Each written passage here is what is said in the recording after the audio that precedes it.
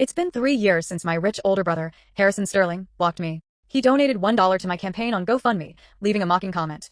If you're really dying, let me know, I'll celebrate. 3 years ago, the underprivileged student he was sponsoring accused me of stealing her college admission spot. Harrison was furious, and he immediately had me expelled from school. Even if you drop out, I'll still support you. But if you take something from someone else, you need to face the consequences. We had a huge argument, and in the end, he coldly kicked me out of the house. Come back when you've learned your lesson. I refuse to let you stay this spoiled. Since then, he's treated that poor student like a princess. Meanwhile, I ended up scavenging for a living, and by the second year of being away from home, I was diagnosed with late-stage lung cancer. Staring at his comment, I stood frozen for a long while. Then I called the cemetery agent. I'll take the cheapest plot. I'll transfer the deposit tomorrow. The $1 Harrison donated was just enough to meet the withdrawal limit.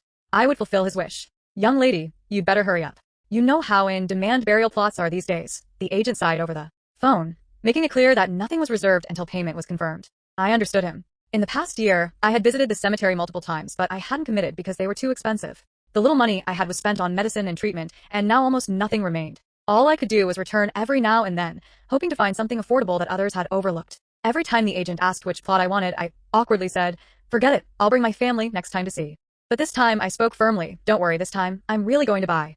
Nor fashion. After hanging up the phone, my screen returned to the GoFundMe page. Among all the comments wishing me a speedy recovery, Harrison stood out. If you're really dying, let me know, I'll celebrate. I read it over and over, still unable to believe that my own brother could say such a thing. But because of the $1 he donated, I had just enough funds in my account to withdraw the full amount. I bitterly pursed my lips, about to click apply for the withdrawal. Suddenly, I scrolled down and saw the latest donation and message. It was from the poor student Harrison sponsored, Vanessa Howard. She donated 1 cent and wrote, "Samantha, please come home. If you apologize properly, Harrison will forgive you. Don't do these dishonest things again." My fingers tightened around my phone. After thinking for a moment, I said nothing, simply applying for the withdrawal. The stray cat I had adopted, Lucky, noticed something was wrong with my mood and rubbed against my feet. I bent down to pet its head and poured the little remaining cat food into its bowl. It meowed affectionately at me and immediately hobbled over to eat. Lucky was a disabled cat with one of its legs broken. It ate while occasionally looking up at me. Meeting its eager gaze, my throat tightened, and I felt as if I was back to that night when Harrison kicked me out of the house. His disgusted voice, cold as ice, echoed in my mind. If you won't admit you're wrong, then get out. I don't want you anymore. 3 years ago, Vanessa gave up her admission spot for me. Then, she went straight to Harrison and accused me of bribing the teacher to steal it. She staked her own future, betting that Harrison would explode with anger. The only teacher who could vouch for me had retired and gone abroad, so I couldn't reach him. She timed everything perfectly, and she won. Harrison exploded in anger, refusing to listen to my explanation, and immediately had me expelled from school. I broke down in tears and argued with him fiercely. In the end, he slapped me hard across the face. "Sam, you've always had everything you wanted. Why would you steal from someone else? Vanessa came from the slums. Do you know how important this spot was to her?" He demanded I apologize to Vanessa, but I refused, standing firm and insisting I was innocent. Finally, he kicked me out of the house. That night, I cried for a long time, sitting outside, waiting for Harrison. I thought he was just angry and that he'd call me back soon, but by the next morning, he still hadn't come to find me. I nearly cried myself dry, and just as I was about to leave in despair, I saw a man coming out with a cat in his arms. Meow. The cat, with a broken leg, was thrown roughly onto the ground, letting out a heart-wrenching scream. The man looked at the cat with disgust, his eyes mirroring the same expression Harrison had when he looked at me. "I've never seen such a stupid cat. How do you break your leg climbing a tree? Get out of here, I don't want you." My pupils constricted, and I realized his voice was eerily similar to Harrison's. When I realized what had happened, I hurried over to pick up the nearly lifeless cat. It turned out its leg had been snapped by someone. I wanted to confront the man, but he had already gone inside and slammed the door shut. In that moment, I seemed to understand. This cat, just like me, it didn't matter if it was at fault. If they wanted to toss it aside, they would, no reason needed. So, I adopted the cat and named it Lucky. For the past 3 years, Harrison had been working against me. Every time I found a job, he made sure I lost it. In the end, all I could do was scavenge through trash to survive. Lucky and I both kept lowering our standards. Our living space grew smaller, and its cat food became cheaper. I petted its fur as I posted an adoption notice online. I had already decided to use the money from my GoFundMe to buy a cemetery plot. As for my illness, it was untreatable anyway, so I might as well die, just as Harrison wished. But I needed to find a good home for Lucky. It had to live well in my place. But what I didn't expect was that 2 hours later, I received a call from GoFundMe's customer service. "Is this Samantha Sterling? We flagged your fundraising service as fraudulent. Your withdrawal has failed. The person who reported it is your brother, Harrison Sterling." Boom dash. It felt like fireworks exploded in my head, and everything went blank. "Who did you say? Harrison?" "Yes. He provided proof of your relationship and claimed that your medical records are fake. The platform is currently verifying the information. Until that's confirmed, the donations you raised cannot be withdrawn. I was in disbelief, as though I had fallen into an ice-cold abyss. My medical records were issued by a top-tier hospital. They can't possibly be fake. He hates me. He wants me dead. Asterisk, please calm down. The customer service representative interrupted me, repeating, "We're verifying it now. Don't worry, if it's confirmed as legitimate, the funds will be transferred to your account immediately." I trembled all over, but knew that trying to explain things to the customer service wouldn't help. After hanging up, I immediately called Harrison. I didn't know when he had removed me from his blacklist. As soon as the call connected, I yelled, "Harrison, why did you tell GoFundMe that I was committing fraud? Do you even know? And aren't you lying?" Harrison casually interrupted, his tone even tinged with amusement. "Sam, I know you're stubborn and won't lower your pride to come back home, so you're trying to make me apologize first by doing this, right? Well then, let's make a deal. If you come back and apologize, I'll pretend like everything in the past never happened." His words hit me like a ton of bricks, and I felt my heart plummet. So, was that how he thought of me? I gripped my phone tightly, suddenly at a loss for words. Then, I heard Vanessa's voice on the call. "Harrison, is that Sam calling? Just let her come home. Actually, I've already forgiven her for what happened 3 years ago." Harrison's voice grew heavy. "I understand that you're reasonable, but Sam needs to understand where she went wrong. She's my sister, and I won't let her keep these bad habits." Though he was speaking to Vanessa, I knew he was directing this at me. I scoffed softly, then spoke slowly. "Harrison, I didn't do anything wrong 3 years ago. She framed me. And I certainly didn't commit fraud this time. All my medical records are from a top-tier hospital. I will never apologize. I will never admit to something I didn't do." He was about to say something, but I had already hung up. When he called again, I simply didn't pick up. Overcome with emotion, I could feel my chest heaving and sharp pains pierce through my lungs. A moment later, Harrison sent me a message. "Samantha, I'm really disappointed in you." That night, I couldn't sleep. It felt as though my lungs were pierced by countless needles, every breath bringing excruciating pain. The special painkillers had long since run out, and I spent the entire night clinging to Lucky, enduring the torment. Finally, after enduring the whole night, morning came, and I received a call from GoFundMe. "Ms. Sterling, we need you to undergo another set of medical tests and submit the most recent report." I asked weakly, "What if I don't? For this controversial fundraising project, if you don't cooperate, the funds raised will be refunded." "Then refund it," I said, my voice flat. "Thank you." I ended the call with a sigh. I didn't have the money to undergo any tests anyway. If I couldn't withdraw that $10,000, then it didn't matter. Lucky nudged me in my arms, sensing my distress. I forced a faint smile and said, "Are you hungry? I'll go sell some scrap to buy you cat food, okay?" It didn't understand what I was saying, but just meowed and tilted its head in a way that made my heart ache. I quickly washed up, grabbed my sack, and headed out. To save on rent, I lived in a more remote area, where many elderly people competed with me for cardboard and bottles. So, I headed towards a large shopping mall in the city center. There were many wealthy people there, and the bottles from their drinks were worth more. Plus, they were easier to talk to. As long as I asked politely if they needed help throwing out trash, they would give me the bottles. 2 hours later, I had collected half a sack of bottles. I was about to head to another mall when I heard an astonished voice from behind. "Sam, what are you doing here?" I turned around to see Harrison staring at me in disbelief. Vanessa was standing next to him, holding 5 or 6 luxury shopping bags. They had clearly just finished shopping. I furrowed my brow and turned to walk away, but Harrison quickly stepped over, grabbing my wrist. "How could you be collecting trash?" His face turned ashen as he looked me up and down. His gaze stopped at my faded jeans, and something complicated flashed in his eyes. Vanessa moved closer and said, "Sam, you're really playing the pity card here. Are you really collecting trash? Is it because you knew we'd be here shopping today, and you're showing up like this on purpose?" Harrison's face grew darker as he dragged me along. "Come with me." I struggled desperately. "Let go of me." He pulled me to a corner, released my wrist, and started yelling at me. "Look at you now. How can you act like this? All I asked was for you to apologize, and you— So, what do you want me to do?" I looked at him emotionlessly. "Every job I try to get, you ruin. What else can I do, if not collect trash?" He coldly questioned. "Why won't you just come home? You know all you have to do is apologize and I'll forgive you. Is it really that hard?" I looked at him with a sarcastic smile. "Are you embarrassed by me?" Just as he was about to respond, Vanessa suddenly interjected. "Sam, you smell. Can't you smell it? You should really take care of your hygiene. After all, you're still a member of the Sterling family. You should at least consider Harrison's reputation." I looked at her, meeting her provocative gaze, and the pain in my lungs intensified. "Now you're the Miss Sterling, not me." I threw the words at her and turned to leave.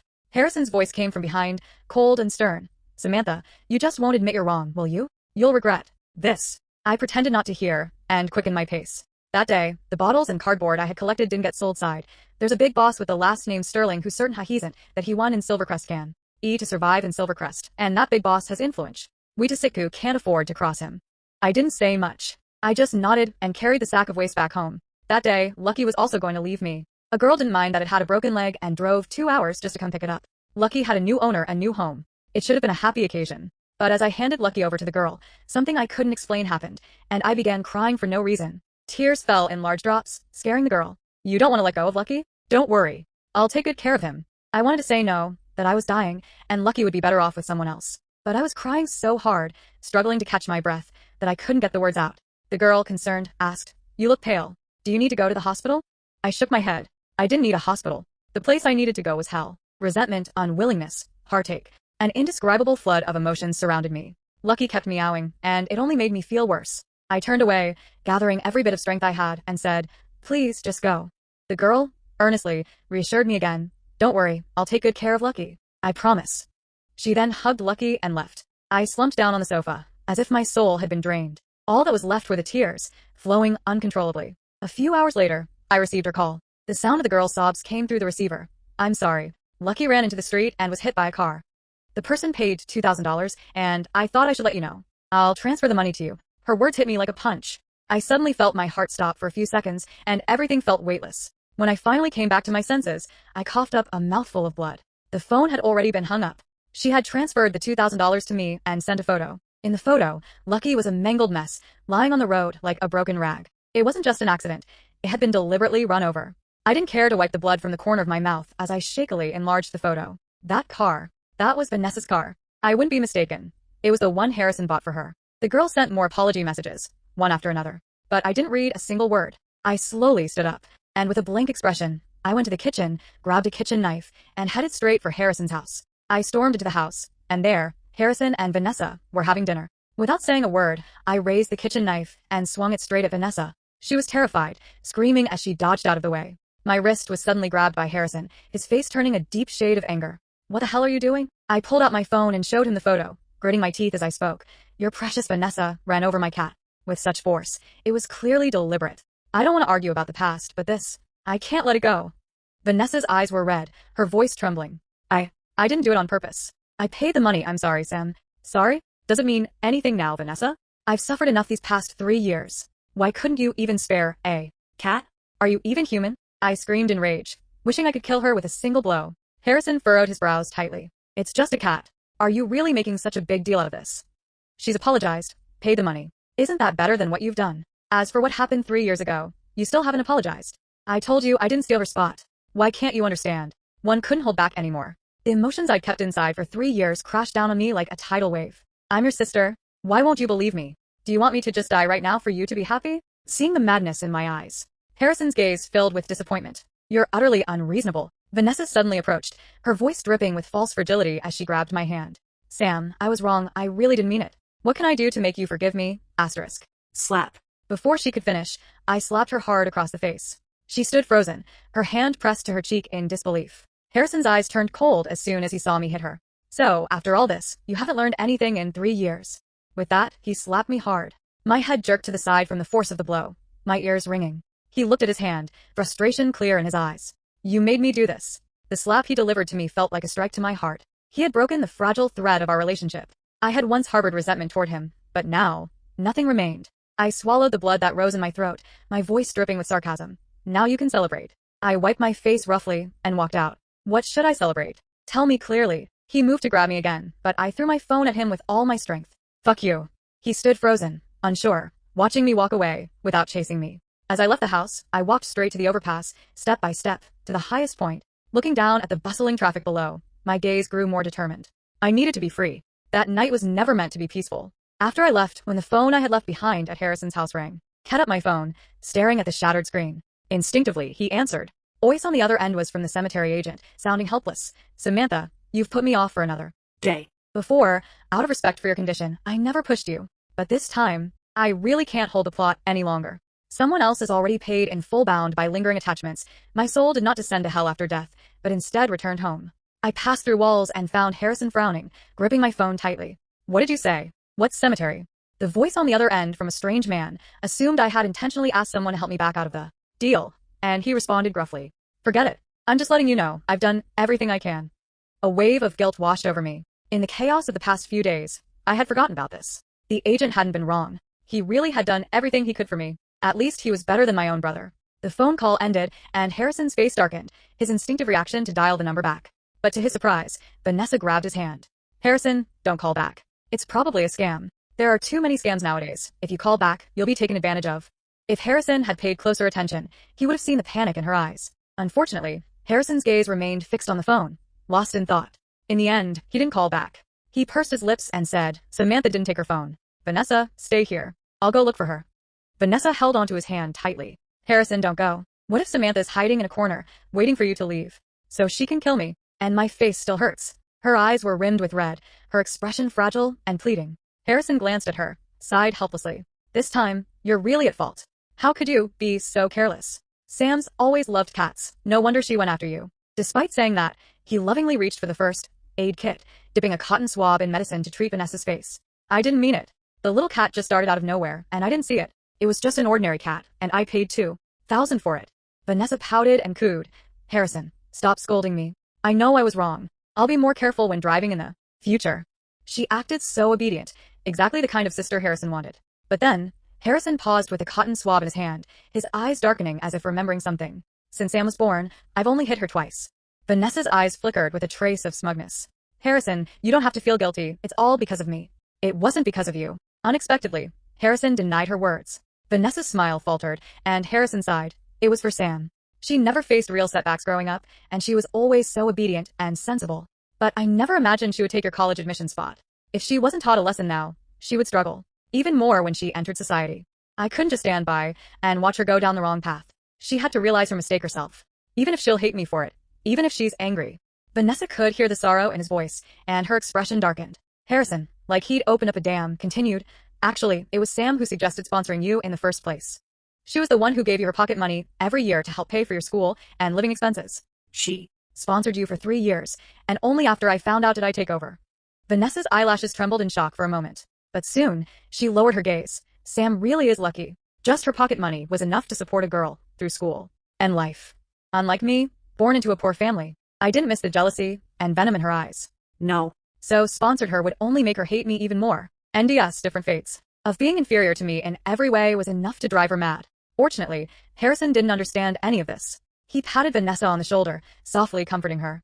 Don't worry. You're fine now. With me around, your future will be smooth sailing.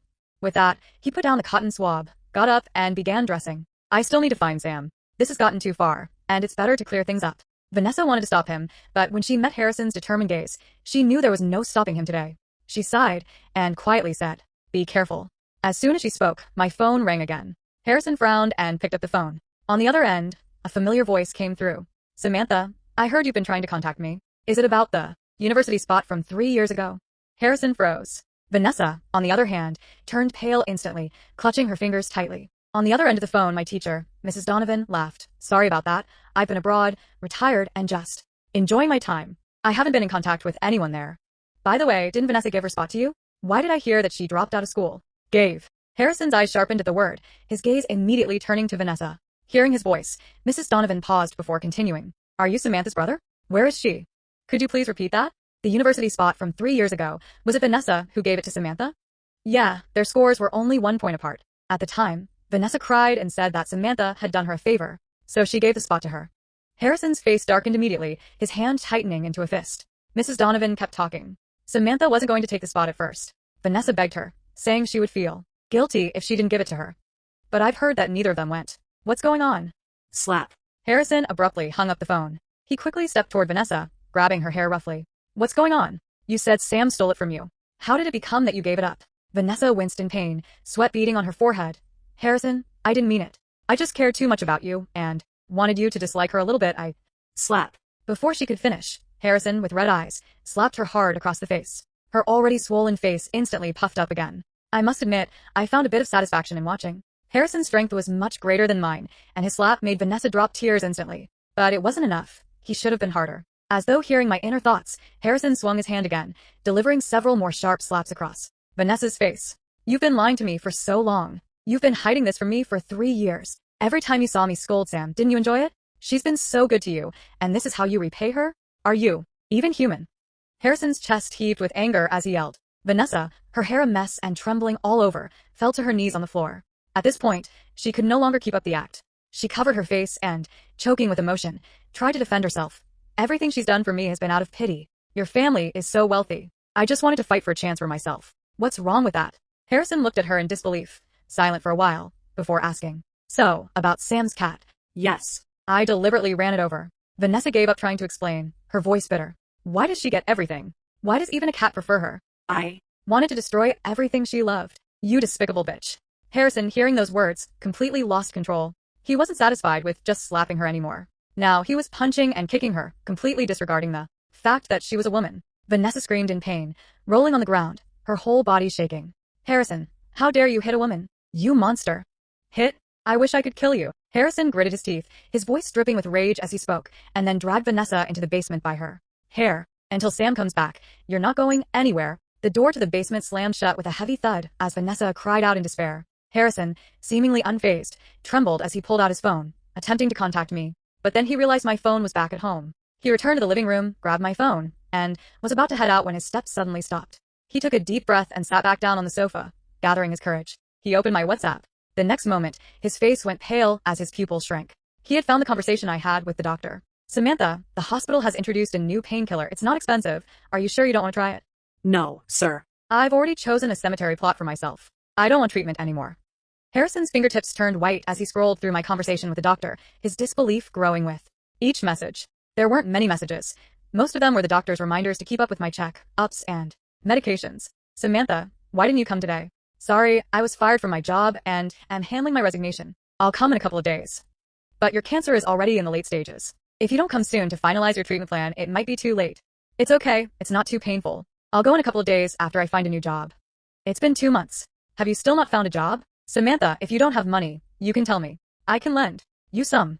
"Thank you for your kindness, sir, but my brother taught me that I shouldn't borrow money from others." "It's fine." "Well, have you heard of GoFundMe? It's public crowdfunding, so it's not really borrowing money, right? Can it really work? I'll give it a try. How much have you raised?" "Samantha? You really can't afford to delay your treatment any longer." "Sorry, doctor, my crowdfunding project was reported and shut down. They said I was faking it."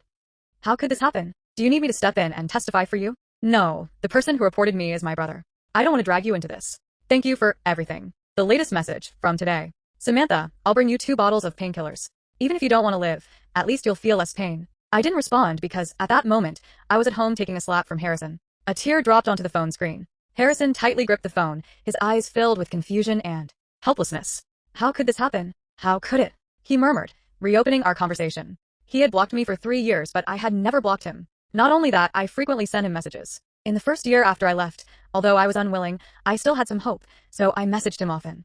"Harrison, I've been in contact with Mrs. Donovan. You'll understand when she gets back." "Harrison, I've been in contact with Mrs. Donovan. You'll understand when she gets back." I never meant to steal Vanessa's university spot. If I wanted anything, I could get it with just one word. "Can't you think this through?" "I have a fever, Harrison. Do you really not want me anymore?" "I dream of Mom today. She said you're a bad boy for bullying your sister." In the second year after I left, I was diagnosed with lung cancer, and I kept hitting dead ends in my job search.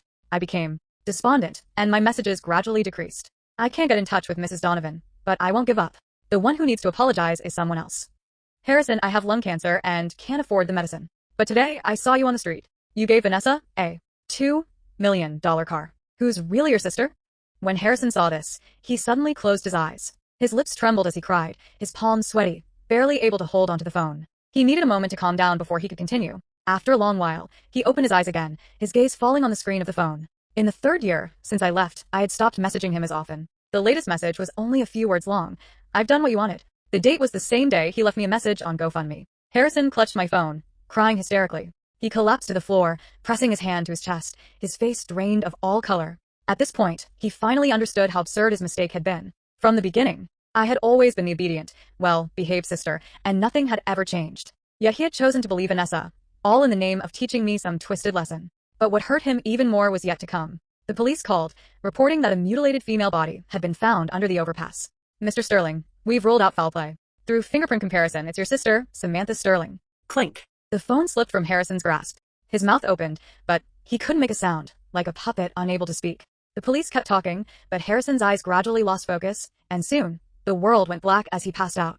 When he regained consciousness, he was in the hospital. Out of compassion, the police had found him and sent him here. Naturally, the fact that he had assaulted and imprisoned Vanessa had come to light. When she was rescued, Vanessa had a swollen face, and blood was still visible at the corners of her lips. The police sighed. "Mr. Sterling, your actions were extreme. You'll face up to 3 years in prison."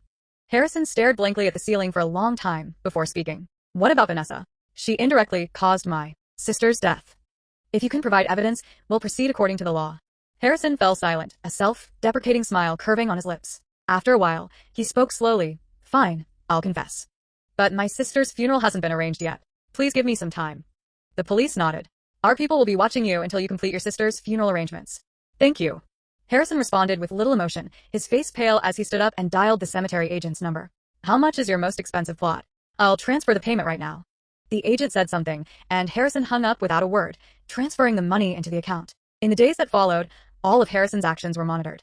Unlike when he had learned of my death, these days, he showed no emotion. He arranged my cemetery plot, handled my cremation, and oversaw my burial. He remained distant, like a walking corpse. On the 7th day after my death, he requested the police. Vanessa owes my sister an apology. She should come and pay her respects. The police frowned and contacted Vanessa. These days, she hadn't had it easy. While she hadn't directly killed me, my death was still indirectly her fault. She had become an indirect murderer. Perhaps in an attempt to feel better, she agreed to come. She followed the proper etiquette, placing flowers before my grave. But she was fully covered, wearing sunglasses and a mask, so no one knew what her expression was. Harrison stared at her.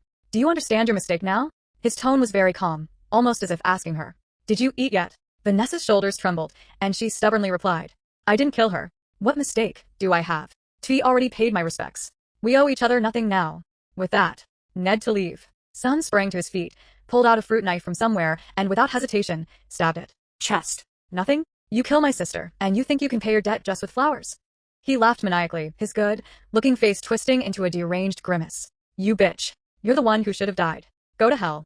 You. Vanessa stared in disbelief at the knife buried in her chest, her eyes wide with pain. Sweat poured down her face, and she couldn't speak.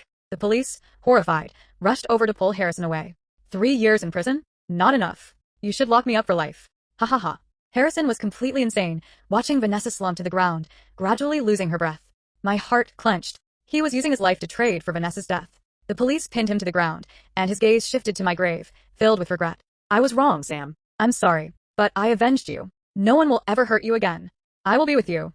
Together in hell, the hospital staff soon arrived, taking both Vanessa and Harrison. Vanessa died on the spot, and by the time she reached the hospital, she was already gone. As for Harrison, he was diagnosed with a mental breakdown. After Vanessa's death, he resumed his emotionless state, his eyes vacant as he muttered to himself, I was wrong, lock me up for life. I was wrong. The police had no choice but to send him to a psychiatric hospital. That day was overcast, with a thick fog in the air. I could feel my soul slowly becoming transparent as I took one last look at him. He staggered, his head low. But after a few steps, he suddenly turned back, his gaze fixed in my direction. We stood separated by life and death, gazing at each other from afar. In his dim, tear-filled eyes, a faint glimmer of moisture appeared, his eyes reddening. I heard his hoarse whisper, Sam. At that moment, every lingering attachment dissolved. My soul was gently pulled away, towards somewhere unknown. Perhaps to be reborn, I thought silently. In the next life, I never wanted a brother like him.